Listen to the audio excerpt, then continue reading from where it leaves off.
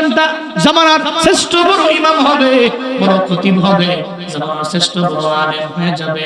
আল্লাহ ফিরা দেয় নাই। আমার মনের আশা আল্লাহ পূরণ করছে, আপনার মনের আশা আল্লাহ পূরণ করছে। আপনার সামনে যে দাঁড়িয়ে আছে ইমাম মালিক, এটা আপনার সন্তান। যদিও 25 বছর আপনারে পায় নাই, তবে আমি এর এমন লাইনে পরিচালিত করছি, আমি তার দরবারে আবদার জানাইছি। আল্লাহ পাক যাতে করি তারে জামানার শ্রেষ্ঠ ইমাম বানায়, রবের দরবারে আমি আবদার জানাইছি। সেন্টার মসজিদ যাবে, মসজিদের বড় ইমাম বসে, আবার তার হাজার হাজার তুলা ভরা তার সামনে সারাদিন লাগায়া পড়ে থাকে। তার কাছ থেকে একটু দর্শ নেওয়ার জন্য ঘন্টার পর ঘন্টা লোকেরা বসে থাকে। এটা আপনার সন্তান ইমাম মালিক। চিল্লা পড়া যাবে কি মারহাবা। সন্তানের জন্য দোয়া করা লাগে। তারাশির মা বাবা গর্বের মধ্যে সন্তান নিয়ে রবের দরবারে দোয়া করো। আল্লাহর দরবারে যদি বলতে পারো, মাওলারে তুমি আমার গর্বে এমন এক সন্তান দিলা, সন্তানটা জমিনের মধ্যে আসার পরে তুমি ভালো আলেম বানায়ো, হাফেজ বানায়ো। রবের দরবারে আবদার জানাইলে আল্লাহ পাক তো ফিরা দেয় না। সন্তানটা দামি হবে, হাফেজ হবে, আলেম হবে আপনার দোয়ার বদৌলতে। মা বাবা হবেন এমন মা বাবা, 4 শ্রেণীর মা বাবারা জমিনের মধ্যে দামি। চিল্লা বলেন কয় শ্রেণী? 4 শ্রেণীর মা বাবারা দামি।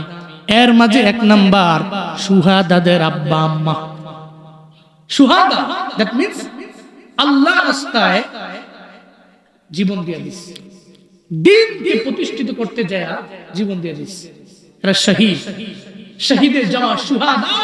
এই সমস্ত শহীদ গুণের আব্বা আম্মারা সফল আব্বা আম্মা।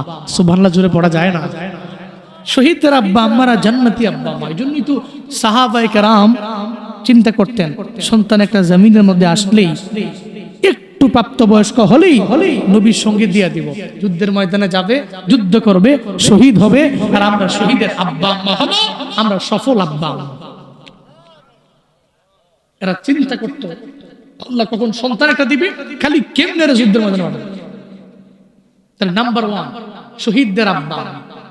2 নম্বরে ওই আব্বা আম্মা সফল আব্বা আম্মা, যে আব্বা আম্মা সন্তান হাফেজ আলেম। সুবহানাল্লাহ জোরে পড়বেন না? হাফেজ আলেম, সিনায় 30 পারা কোরআন ঢুকাইছে, তদ অনুযায়ী তার জীবনটাকে সে বাস্তবায়ন করেছে। হাশরের ময়দানে আল্লাহ পাক বলবে, এই হাফেজে কোরআন তুমি জান্নাতে যাও, সিনার মধ্যে কোরআন ঢুকাইয়া তদ অনুযায়ী তুমি আমল করলা, এই কারণে তোমার জান্নাত। ওদিন হাফেজে কোরআন বলবে, আল্লাহ আমি একা একা জান্নাতের মধ্যে যাব, এটা হবে না, কারণ কি আমায় বল। হাফেজে কোরআন বলবে, আল্লাহ আমার আব্বা আম্মাই তো আমার জন্য কষ্ট কম করে নাই, আমার জন্য আবার আব্বা আম্মা রাত জায়গা আমার জন্য পরিশ্রম করে, কষ্ট করে, মেহনত করে আমারে মাদ্রাসার মধ্যে পড়াইলো। শুধু তাই না, আমার আব্বা আম্মায় তো নিজে না খাইয়া আমারে খাওয়াইলো। ঈদের আগের দিনও পর্যন্ত আমার মা নিজের জন্য দামি কোনো কিছু নিজেও কিনে না, আমার বাবাও কিনে না। এমনকি আমার মা বাবা আমার জন্য সব ত্যাগ করে দিল, স্যাক্রিফাইস করলো। এমন অনেক দিন এমন হয়েছে যখন মাদ্রাসার মধ্যে আমি চলে যাব, যাওয়ার আগে সিদ্ধ করলো ডিম 3টা, এরপরে দিয়ে দিল 2টা আমারে, একটা তো মা খাইলেও পারতো কিন্তু খায় না। মা একটা টিফিন বক্সের মধ্যে দিয়ে দিল, 3টা সিদ্ধ করেও মা খায় না, বাবারেও দেয় না, বরং আমার হাতের মধ্যে দিয়ে দিছে আর বলছে মাদ্রাসায় যাও, তোমার ব্রেন শার্প হবে, ধারালো হবে, তোমার ব্রেন ভালো হবে। তুমি সিনার মধ্যে 30 পারা কোরআন ঢুকাইয়া সাবধান, আমি মায়েরে ভুলে যাও না। আমি তোমার দরবারে আবদার জানাই, হাসরের ময়দানে তুমি আমারে বইলো না, হাসরের ময়দানে তুমি আমারে বইলো না। আমি তো মাদ্রাসায় যেতে পারি না,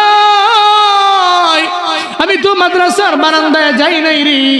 আমার তোমার বাবাই তো মাদ্রাসায় যায় না, ইলম অর্জন করতে পারে নাই, আমলের লাইনে আগাইতে পারে নাই, কিন্তু তোমারে বড় মায়া কইরা নুরানি মাদ্রাসায় পাঠাইলো, হাফিজিয়া মাদ্রাসার মধ্যে পাঠাইলো। হাসরের ময়দানে আল্লাহ পাক যখন তোমারে বলবে জান্নাতে যাও, তখন তুমি একা জান্নাতে যাও না, আমি মায়েরে লইয়া যাইও, আমার তোমার বাবারে লইয়া যাও, বাবারে মারে লইয়া এরপরে জান্নাতের মধ্যে যাও। হাফেজে কোরআন রবের দরবারে ওদিন বলবে, আল্লাহ আমারে জান্নাতের মধ্যে একা দিলে হবে না, তোমার কোনো সে থাকলে আমায় বলো। হাফেজে কোরআন বলবে, ও দয়ার আল্লাহ, আমার মা বাবারে আমার সঙ্গে দাও, আমি এদের জাহান্নাম থেকে ফিরে জান্নাতের মধ্যে নিয়ে যাব। এটা বলার পরে আল্লাহ পাক জানায় দিবে, যা হাফেজে কোরআন, আমি আল্লাহ তো জমিনের মধ্যে ওয়াদাবদ্ধ, মদিনার নবী তো জানা গেছে, একটা ছেলে সিনার মধ্যে 30 পারা কোরআন ঢুকাইলো, আবার তদ অনুযায়ী তার জিন্দেগিটা বাস্তবায়ন করলো। আসরের ময়দানে তাকে জান্নাতে দিলে সে একা যাবে না, 10 জন জাহান্নাম কনফার্ম হয়ে গেছে, এদের ফিরায়া এরপরে জান্নাতের মধ্যে নিয়ে যাবে। চিল্লায়া পড়া যাবে কি সুবহানাল্লাহ। আল্লাহ বলবে, যাও, এটা তো আমার ওয়াদা ছিল, যা, কুল্লুহুম কদ ওয়াজাবাত লাহুমুন নার, এদের জন্য জাহান্নামটা ওয়াজিব হয়ে গেছে, দেওয়ার পরেও আমার তো ওয়াদা, ইন্না ওয়াদাল্লাহি হক, রবের ওয়াদা সত্য, যা, জাহান্নাম কনফার্ম হইছে, ওয়াজিব হয়ে গেছে। এমন এমন এমন তোমার আত্মীয়স্বজন থেকে 10 জনকে তুমি জাহান্নাম থেকে বের করে নিয়ে জান্নাতে ঢুকাবে। সুবহানাল্লাহ কি জোরে পড়া যায় না? সুবহানাল্লাহ, আরো জোরে চিল্লা আল্লাহু আকবার। এর মানে হাফেজ আর আলেমের আব্বা আম্মা সফল আব্বা আম্মা, সন্তানটা এমন বানাবেন। 3 নম্বরে ওই আব্বা আম্মা, সফল আব্বা আম্মা, যে আব্বা আম্মা এমন এক সন্তান জমিনের মধ্যে আসলো, বহুত কান্নাকাটি করে আল্লাহ তাকে সন্তান দিলেন, 2 বছর, 2.5 বছর, 3 বছর পরেই জমিন থেকে বিদায় নিয়ে চলে গেছে, মানে নাবালেগ অবস্থায় জমিন থেকে বিদায় নিয়েছে। এমন ঘটনা নজির প্রমাণ কি নাই? বহু আছে। সন্তানের জন্য কাঁদছে, আল্লাহ সন্তান দিছে, 2-3 বছর পরে সন্তান নাই, বিদায় নিয়ে চলে গেছে, বহু আছে। তো নাবালেগ সন্তানটা হাসরের ময়দানে তো সে জান্নাতি, ও তো জান্নাতের পাখি, সুবহানাল্লাহ জোরে পড়বেন না? ও তো জান্নাতে উড়ে উড়ে বেড়াচ্ছে। মেরাজে উনি গিয়েছিলেন, 7ম আসমানে যাওয়ার পরে উনি দেখলেন, 7ম আসমানে হযরতে ইব্রাহিম নবী, আর ওনার সামনে অনেকগুলো তার তুলাবা, বৃদ্ধ লোক, আর বৃদ্ধ লোকের সামনে অনেক ছাত্র। নবীজি বললেন, জিবরাইল, উনি কে? ওনার সামনে ওরা কারা? নবীজি, উনি হচ্ছেন মুরব্বী লোকটা, হযরতে ইব্রাহিম আলাইহিস সালাম। আর ওনার সামনে যে তুলাবা, জমিনের মধ্যে তো গর্ভের মধ্যে বাচ্চা লইয়া বহুত মা আব্বা চিন্তা করছে, যদি আল্লাহ আমার একটা ছেলে দেয় তাহলে মাদ্রাসায় পড়াবো, হাফেজ বানাবো, আলেম বানাবো, এদের নিয়ত ছিল, এবং পরিপূর্ণ দিলের নিয়ত। কিন্তু আল্লাহ পাক 2 বছর বয়সে বিদায় নিয়ে চলে গেছে, তো মারা গেছে। আব্বা আম্মা সারা জিন্দেগি লাগা কাঁদছে রবের দরবারে, আল্লাহ আমার পোলাটারে আমি হাফেজ বানাইতাম নিয়ত করছিলাম, আলেম বানাইতাম নিয়ত করছিলাম, আল্লাহ পারি নাই। আল্লাহ কই, দায়িত্বটা তো আমি আল্লাহ নিয়ে নিলাম, আব্বা আম্মা পারে নাই, আমি আল্লাহ দায়িত্বটা নিয়ে নিলাম। আমি আল্লাহ ইব্রাহিম নবীর দায়িত্ব দিলাম। 7ম আসমানের মধ্যে ইব্রাহিম নবী আছে, ইব্রাহিম নবীর সামনে যত তুলাবা, সমস্ত তুলাবারা এরা নাবালেগ, এরা মায়ের গর্ভ থেকে বের হয়ে জমিন থেকে বিদায় নিয়ে চলে গেছে। হয়তো 1 বছর নাইলে 1.5 বছর নাইলে 2 বছর নাইলে 3 বছর নাবালেগ অবস্থায় বিদায় নিয়ে চলে গেল। আল্লাহ পাক বলে, নবী ইব্রাহিম, এদের আব্বা আম্মা পারে নাই, বানাইতে পারে নাই হাফেজ, বানাইতে পারে নাই আলেম, হাফেজ আর আলেম বানাইতে পারলো না, অসুবিধা নাই, দায়িত্ব তো আমি আল্লাহ নিয়ে নিলাম। ও নবী ইব্রাহিম, আপনারে আমি বানাইলাম উস্তাদ, এদের বানাইলাম আমি তুলাবা, আপনি শিক্ষক, এদের বানাইলাম ছাত্র, এদের হাফেজ বানানোর দায়িত্ব আপনার, এদের আলেম বানানোর দায়িত্ব আপনার, আমি আল্লাহ আপনারে দিয়ে দিলাম। নবী কয়, হযরত ইব্রাহিম নবীর সাথে আমার মোলাকাত হয়েছিল 7ম আসমানের মধ্যে, ওখানে আমি তুলাবাও দেখতে পেলাম। আসরের ময়দানে নাবালেগরা বেলা হিসাব তো জান্নাত, এদের তো কোনো গুনাহ নাই। এমন নাবালেগ বাচ্চা যারা, এই নাবালেগদের আল্লাহ বলবে, এই জান্নাতের বাকিরা তোমরা জান্নাতের মধ্যে চলে যাও, তোমাদের কোনো হিসাব নাই। নাবালেগ দ্বারা যাবে, আল্লাহ আমার আব্বা আমারে না লয়া আমি জান্নাতের মধ্যে যাব। কিরে তোর আবার কি কথা? নাবালেগ বলবে, আয় আল্লাহ, আমার মা বাবা আমার জন্য সারা জিন্দেগি লাগায়া কাঁদছে, নাবালেগ অবস্থায় তুমি তো আমার নিয়ে আইছো, কিন্তু আমার আব্বা আম্মা ঈদের দিনে আমার জন্য কাঁদছে, বহুত কষ্ট করছে। আমার আব্বা আম্মা আমার জন্য চোখ দিয়ে ঘুরে ঘুরে পানি পড়ছে। সারা জিন্দেগি লাগাইয়া আমার জন্য যে আমার আব্বা আম্মায় কানলো, আমি একা একা আজকে জান্নাতের মধ্যে যাব, এটা হতে পারে না। আমার আব্বা আম্মারে আমার সঙ্গে দাও, এদের নিয়ে জান্নাতে ঢুকবার চাই। 4 নম্বরে ওই মা বাবা, দামি মা বাবা সফল। আল্লাহ পাক যেই মায়ের গর্ভ থেকে এমন একটা সন্তান বের করলেন, যেই সন্তানটার জন্ম থেকেই পাগল। জোরে বলেন আছে না নাই? এমন সন্তান পাগল, জন্ম থেকেই সে মানসিক ভাবে অসুস্থ। তারে বলে ডানে যায় বামে, ওরে বলে যাইস না ও যায়। এরকম সন্তান আছে না নাই? আব্বা আম্মা তো এই সন্তানটা পায় তো কিন্তু গলা টিপ দিয়া ধীরা মেরা লাইছে, এমন না? এমন কি অন্যান্য ভালো স্বাভাবিক সুস্থ মস্তিষ্কের ছেলের চাইতেও তারে বেশি ভালোবাসা আদর কইরা মায়া কইরা তারে পালছে। পোলাটা পাগল, তারা ডাক দিছে বেশি, তার খোঁজ খবর নিছে বেশি, তারা ডাইকা খাওয়াইছে বেশি। তে পোলাটা তো পাগল, সে তো মজনুন। হাসরের ময়দানে যারা এই পাগল, জন্ম থেকেই পাগল, এরা কিন্তু বেলা হিসাব জান্নাতি। সুবহানাল্লাহ, জুড়ে পড়বেন না? এতে কোনো হিসাব নাই, এরা হিসাব ছাড়াই কবে জান্নাতে চলে যাবে। আল্লাহু আকবার, জুড়ে পড়বেন না? তারে বলা হবে জান্নাতে যাও, সে বলবে না আমার আব্বা আম্মারে নিয়ে জান্নাতের মধ্যে যাবো। তো ঠিক আছে, তুমি যেহেতু বলছো, কিন্তু কেন? টানা 40, 50, 60, 70 বছর আমার আব্বা আম্মায়, আমি পাগল, আমারে মারে নাই, আমারে তেজ্য পুত্র করে নাই, আমারে পালছে, বহুত কষ্ট করছে। আল্লাহ আমি চাই আমার আব্বা আমার জান্নাতে যাব। আল্লাহ সেদিন মজনুন পাগল ছেলেটারে বলবে, যা তুই একা না, তোর আব্বা আম্মারে লইয়া তুই জান্নাতের মধ্যে ঢুকে যা। সুবহানাল্লাহ, আরো জোরে বলে দেন আল্লাহু আকবার। তাহলে 4 শ্রেণীর আব্বা আম্মার সফল আব্বা আম্মা, আল্লাহ এমন আব্বা আম্মা হওয়ার তৌফিক দান করেন। আর এমন পোলাপান যদি আপনার হয়, বিরক্ত হয়েন না। পোলাটা শহীদ হয়ে গেছে, কাঁদেন না, আপনি সফল। আপনার পোলাটা হাফেজ আলেম হয়েছে, জমিনের মধ্যে আপনি কিছু পান না, ঠিক মতো চলতে পারেন না, ও তো মাস গেলে আপনার লক্ষ টাকা না আপনার হাতে নিতে পারে না, কিন্তু মনে রাখবেন সে আখিরাতে আপনার কান্ডারি, আপনার জাহান্নাম থেকে ফিরে জান্নাতে নিয়ে যাবে। এটা ছেলে আমরা দিয়েছেন তো নাবালিগ অবস্থায় নিয়ে গেছেন, চিন্তা নাই, এই ছেলে আপনার জান্নাতে যাওয়ার কারণ হয়ে যাবে। 4 নম্বরে ছেলেটা পাগল হয়েছে তো মজনুন, মানসিক ভাবে মানসিক বিকারগ্রস্ত, বিরক্ত হয়েন না, এই পোলা আপনার জান্নাতে যাওয়ার কারণ হয়ে যাবে। এজন্য সন্তান হলে এমন সন্তান হোক, আল্লাহ এমন সন্তান দান করুন। সকলে পড়ে না আমিন। আল্লাহ পাক বলেন, সন্তান পেয়ে সম্পদ পেয়ে রবের ভুলে যাওয়া যাবে না। সন্তানটারে সুপথে চালাও, দামি পথে চালাও, দামি লাইনে চালাও। 1 নম্বরে সন্তান, 2 নম্বরে মাল। জমিনের মধ্যে মানুষ উল্টাপাল্টা যা করে, এর মাঝে 2টা বিষয় দিয়ে মানুষ বেশি উল্টাপাল্টা করে। নাম্বার 1 সন্তান, নাম্বার 2 হলো সম্পদ। সম্পদের মোহে পড়ে মানুষ মানুষকে হত্যা করে ফেলে, সম্পদের মোহে পড়ে মানুষ মানুষকে মেরে ফেলে, সম্পদের মোহে পড়ে মিথ্যা কথা বলে, সম্পদের মোহে পড়ে ওয়াদা করে ওয়াদার খেলাফ করে, সম্পদের মোহে পড়ে আমানতের খেয়ানত করে। সাবধান, সম্পদের মোহে পড়ে এগুলো করা যাবে না। সম্পদ আজ আছে তো কাল নাই, আজ আছে তো কাল নাই। নদীর এপার ভাঙ্গে উপার গড়ে, এই তো নদীর খেলা।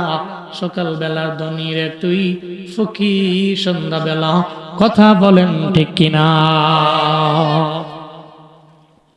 আল্লাহ বলেন, সম্পদ পেয়েছো ভুলে যাও না, আল্লাহকে ভুলে যেও না। সম্পদ দিলাম আমি আল্লাহ, নিয়ে যাইতে পারি আমি আল্লাহ।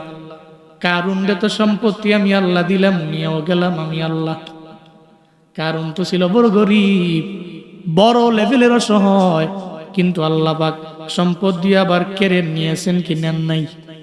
কারণ তো বড় গরিব ছিল, এত গরিব ছিল, ভিখারি ছিল, মানুষের দাঁড়ে দাঁড়িয়ে যাইতো ফেরাউনের মতো। ফেরাউন যেমন ভিখারি ছিল শুরুতে, কারণও ছিল ভিখারি। একদিন মুসা নবীর দরবারে গেলেন, যা বললেন, নবী মুসা, তুমি তো সিনাই পর্বতে দাঁড়াইয়া আল্লাহর সঙ্গে কথা বলো, কম বলো না বরং বেশি বলো। তুমি তোমার আল্লাহর দরবারে যা আবদার জানাও, তোমার আল্লাহ তো তা মেনে নেয়। আল্লাহ দরবারে বলে দাও আল্লাহ পাক যাতে করে আমি কারুনরে বড় ধনী বানায় দেয়, মোস্ট রিচেস্ট ম্যান বানায় দেয়। কারণ মুসা নবীর দরবারে বলার পর মুসা নবীকে অসুবিধা নেই, তোমার জন্য রবের দরবারে আমি আবদার জানাবো তোমার জন্য রবের দরবারে। তাহলে আমার কি ফায়দা, আমার কি উপকার, আমায় বলো না। যদি আমি ধনী হইতে পারি তোমার বনি ইসরায়েলের লোকদেরও আমি ধনী বানায়া দিব, তুমিও টাকাওয়ালা হয়ে যাবা, তোমারও ধনী বানাবো, তোমার সমস্ত বংশের লোকদের আমি ধনী বানায়া দিব।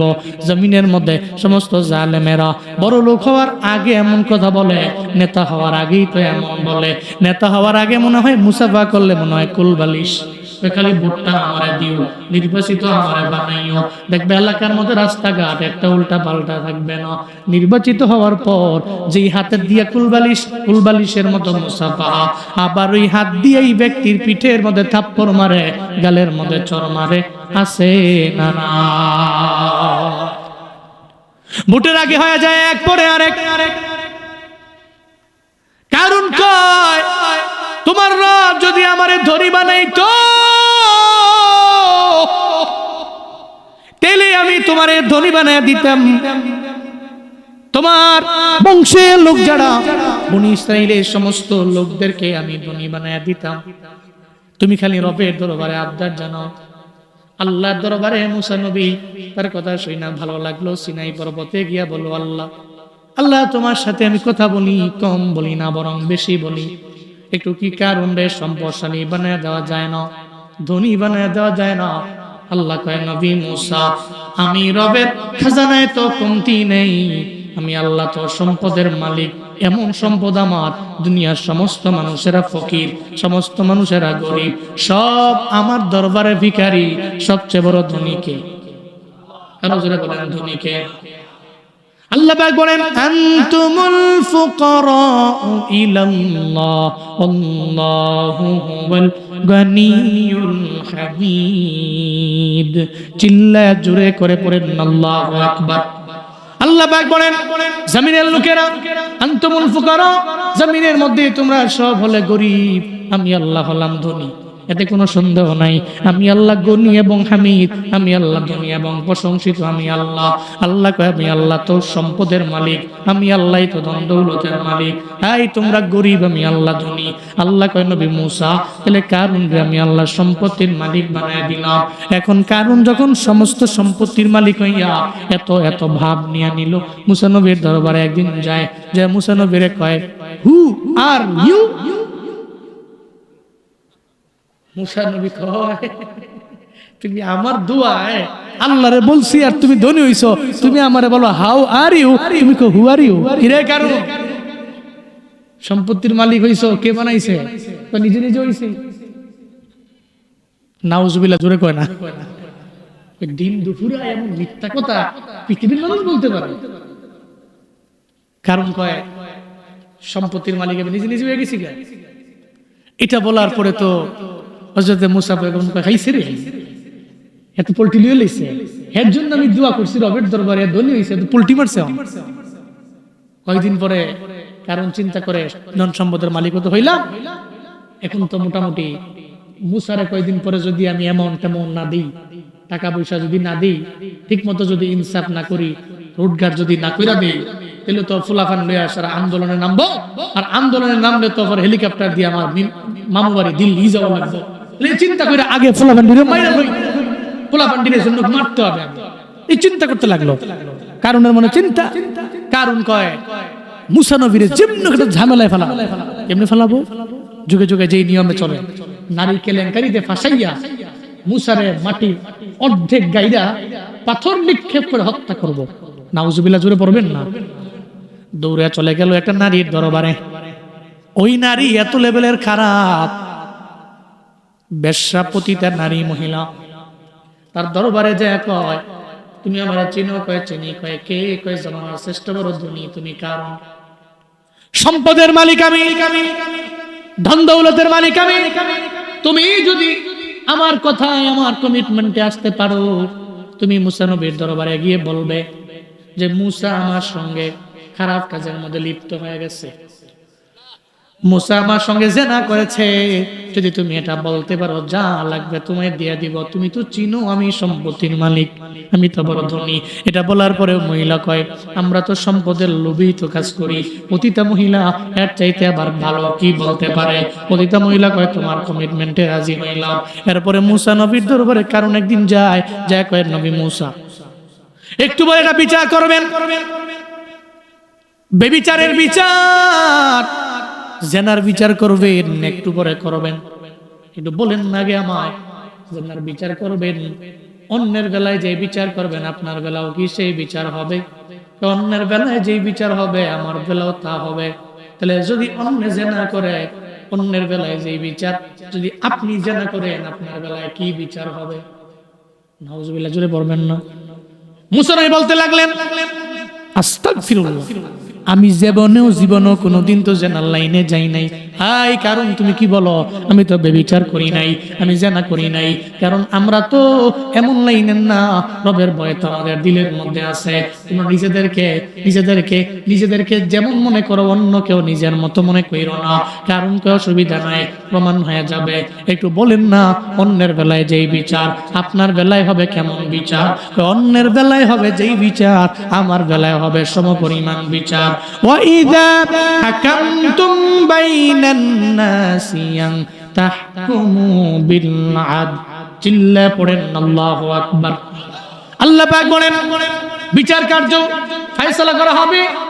এই আদিলরা, ইনসাফ কায়েম করনেওয়ালারা, জমিনের নেতারা, জমিনের লিডাররা, তোমরা যখন বিচার কার্য ফয়সালা করবে, তোমরা আদালত করবে, ইনসাফ করবে। কিন্তু আমার সমাজের মাধ্যমে তো এমন হয়, আমার গ্রামের মধ্যে আছে, আপনাদের এলাকায় আছে না নাই আমার জানা নাই, একটা ধনী ছেলে অন্যায় করলে ওর বেলায় কোনো বিচার করে না, ওর বেলায় কোনো বিচার নাই। ধনীর বলে অন্যায় করছে বিচার করে 2 আনা 3 আনা। সেম অপরাধ যদি গরিবের পোলায় করে, গরিবের পোলারে বিচারের কাঠগড়ায় দাঁড় করায়। গরিবের পোলার বেলায় করে বিচার 16 আনা, ধনীর বেলায় করে না।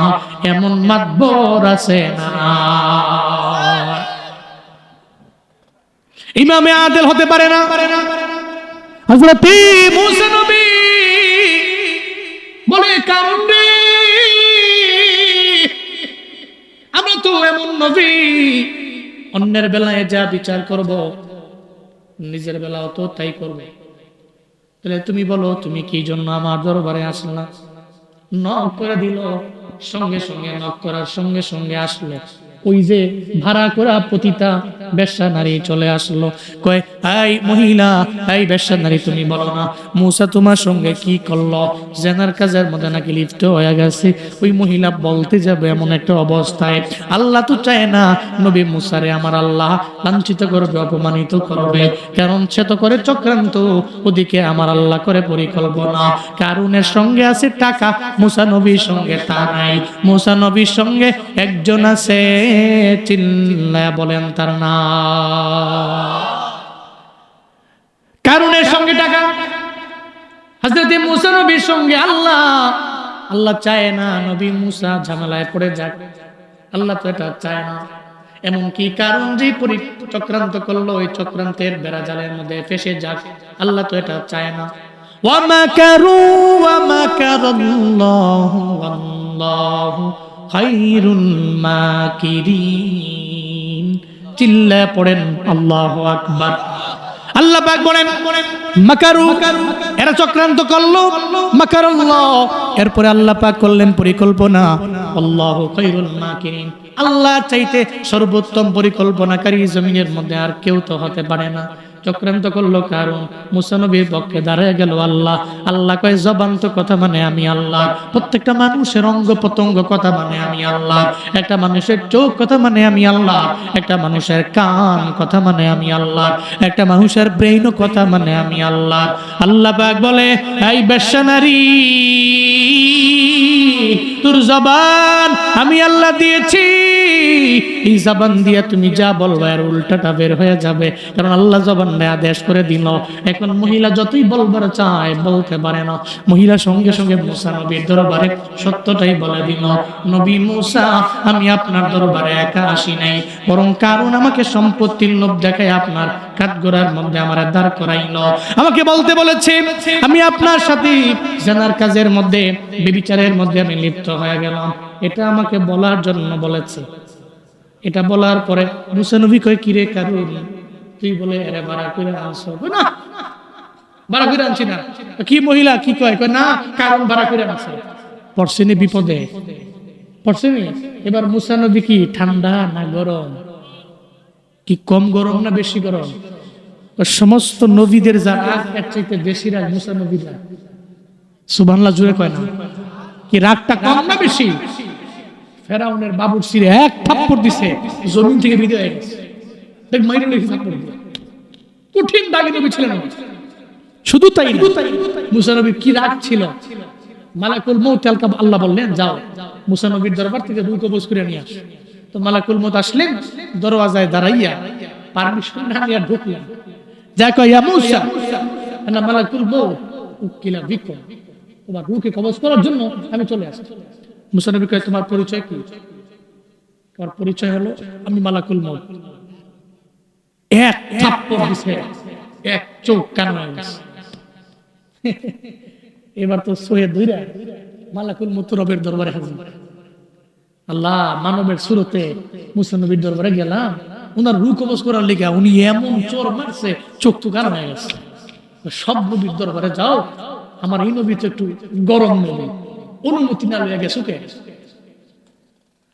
আল্লাহর দরবারে বলতে লাগলেন, নবী মুসা মারলেন কেন? মালাকুল মউত রে গালের মধ্যে চর মারলেন কেন? কই মারছি কেন? অনুমতি নেয় নাই, কেন পারমিশন নেয় নাই? মালাকুল মউতে আল্লাহ বলে, আবার যাও। কয় না, আমি যাইতাম না, মাফ চাই, এর দরবারে আমি যাব না। আল্লাহ পাক বললেন, যত যা আছে মিটমাট আমি করে দিব। এখন মুসা নবীর সঙ্গে আমার সরাসরি কথা হবে। নবী মুসাকে আল্লাহ পাক বললেন, নবী মুসা সামনে কি আছে? কই আমার সামনে একটা গরু আছে। কই গরুর উপরে, গরুর চামড়ার উপরে আপনি একটু হাতটা রাখেন। হযরত মুসা নবী গরুর চামড়ার উপরে হাতটা রাখলেন। হাতটা রাখার পরে আল্লাহ পাক বললেন, আপনার হাতের নিচে ওই গরুর যতগুলো পশম আছে, ওই পশম পরিমাণ হায়াত আমি আল্লাহ আপনার বাড়ায়া দিলাম। চিল্লা পড়া যাবে কি সুবহানাল্লাহ? হযরত মুসা নবী বললেন, আয় আল্লাহ পাক, এই চামড়ার উপরে আমি হাতটা রাখার পরে হাজার হাজার হাজার হাজার পশম এখানে হতে পারে, আমার হায়াত বেড়ে যাবে। মালাকুল মউতের সাথে আমার মুলাকাত হবে না। আমি যদি হায়াত পাই 2000 বছর, যদি 3000 বছর বেড়ে যায়, হায়াত পাইলাম, এরপরে আমার কি হবে আমায় বলেন না। আল্লাহ কয়, নবী মুসা এরপরে হবে সুম্মাল মাউত, এরপর আপনি আমার দরবারে আসাই লাগবে। দুনিয়ার মধ্যে থাকা যায় না, এখানে কেউ থাকতে পারেন নাই, আদম নবীও তো থাকতে পারেন নাই, আপনিও তো পারবেন না। সবাই তো বিদায় নিয়ে চলে যাবে, সব বিদায় নিবে, খালি একজন থাকবে। তারা শের মুসলমান বলো না, চিল্লায় বলো তার নাম। কুল্লু মান আলাইহা ফানি ওয়া ইয়াবকা ওয়াজহু রাব্বিকা যুল জালালি ওয়াল ইকরাম ফাবিআইয়ি আলাই রাব্বিকুমা তুকাযযিবান। চিল্লা পড়েন আল্লাহু আকবার। দুনিয়াতে যা আছে সব ফানা ফানা হয়ে যাবে, ধ্বংস হয়ে যাবে, শুধুমাত্র বাকি থাকবেন আমার আল্লাহ। বাকি থাকবেন কে? মুসা নবী বলে, আল্লাহ গো, তাহলে যেহেতু আমি জমিনের মধ্যে থাকতেই পারবো না, তাহলে মালাকুল মউত আর আমি সট্টর দিতাম না, এখনই পাঠান, আমার রূহ কবজ করে লইয়া যাক, এখনই পাঠায় দেন, নিয়ে যাক। সেই রাগে নবীর রাগান্বিত হয়ে গেল। এই কারণ তুমি বুঝি এত পরিমাণে ক্ষমতা দেখাইয়া আমারে মারার জন্য একটা বেশ্যার প্রতিটা নারীরে তুমি আমার জন্য ভাড়া করলা। দাঁড়াও, তোমার সময় শেষ, কারণ তোমার সঙ্গে আছে সম্পদ, আমার সঙ্গে আছে আমার আল্লাহ। আল্লাহকে বলতে লাগলেন, ও আমার আল্লাহ, কারণ তো আমার জন্য ভাড়া ভাড়া কইরা মহিলা আনছে আমারে মারার জন্য, জমিনের মধ্যে আমারে অর্ধেক গাইরা আমারে পাথর দিয়া নিক্ষেপ করে মারার জন্য আমার দরবারে ভাড়া কইরা আনলো। আল্লাহ গো এখন আমি কি করতে পারি? আল্লাহ কই নবী মুসা তাহলে আপনি যা বলবেন আমি তাই করব, আপনাকে আমি আল্লাহ এমন পাওয়ার দিয়া দিব আপনি যা বলবেন। কই তাহলে মাটির পাওয়ারটা আমারে দিয়া দেন। সুবহানাল্লাহ কই না, মাটির পাওয়ারটা খালি দিয়া দেন। আল্লাহ কই নবী মুসা যান, আপনাকে মাটির পাওয়ার দিয়া দিলাম। পাওয়ার দলিল আছে না? পাওয়ার দলিল আছে না? পাওয়ার দিয়া দেয়, খরচও কম।